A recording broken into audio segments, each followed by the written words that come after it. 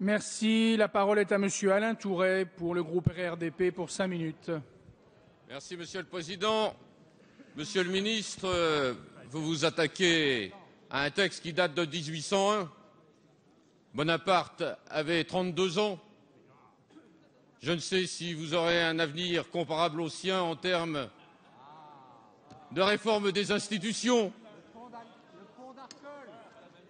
Arcole vous attend. Je ne sais pas ce qui se passera, mais j'ai derrière moi le président Giacobbi, président de la Corse, qui naturellement boit avec du petit lait ses remarques vis-à-vis de cet avenir. À côté de ce sourire vis-à-vis de l'histoire et vis-à-vis de vous-même, Monsieur le Ministre, j'ai le sentiment qu'au terme de ces différentes lectures, le texte s'est bonifié, mais que nous en attendons encore une prochaine étape.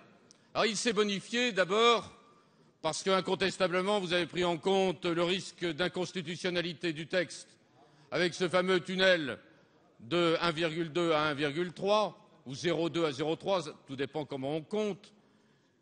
Je pense que le Conseil constitutionnel n'aurait pas manqué de sanctionner cette référence qui était contraire à sa jurisprudence. En revanche, vous nous avez proposé, et c'était la sagesse, d'avoir une référence à des critères essentiellement démographiques. Le terme essentiellement est bien évidemment très important. Il reprend même la jurisprudence du Conseil constitutionnel mot à mot et il permet une interprétation très large, en particulier lorsque les découpages seront soumis au juge administratif, c'est-à-dire au Conseil d'État. Donc incontestablement à ce niveau, c'est un premier progrès. Deuxième progrès, c'est en ce qui concerne le seuil des communes pour la parité. Nous voulons la parité, nous estimons que c'est un progrès incontestable de ce principe qui a valeur constitutionnelle désormais. En revanche, je ne crois pas que l'on puisse passer de rien à tout et qu'il y a, la sagesse le montre, dans le cadre de l'évolution des institutions, des étapes qui doivent être franchies une à une. En retenant le seuil de 1000 habitants, alors même que vous en aviez toujours été convaincus, alors même que l'Association des maires de France l'était aussi, alors même que le Sénat l'était et que nous l'avions toujours soutenu, je crois, et je tiens à en remercier mes collègues socialistes, qui ont accepté de retenir cette proposition alors que dans un premier temps, ils s'étaient prononcés contre. Je tiens à les remercier car c'est incontestablement à l'écoute de nos propositions qu'il y a eu une telle évolution. Merci, chers collègues. Dernière chose, Monsieur le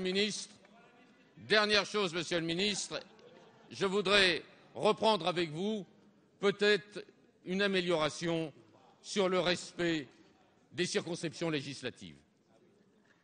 Vous nous avez expliqué, et vous avez raison, qu'il y a 53 cantons actuellement qui ne respectent pas les circonscriptions législatives et que cela concerne 23 départements.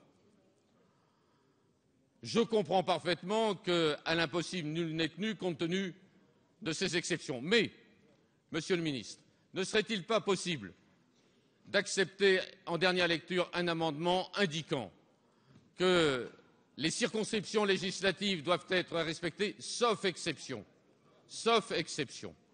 car chacun comprendra bien que ce texte-là, alors même que c'est exactement ce que Monsieur le rapporteur, dont je souligne la sagacité, et vous-même, Monsieur le Ministre, dont je souligne l'écoute, l'un et l'autre, vous avez indiqué que c'était exactement votre appréciation du texte.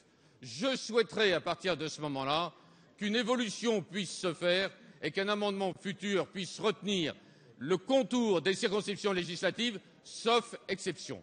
Voilà pourquoi, Monsieur le Ministre, dans un premier temps, nous nous abstiendrons cette fois-ci de manière positive et que nous attendons de vous cette dernière étape. Merci. Merci. Je fais annoncer le scrutin public dans l'enceinte de l'Assemblée.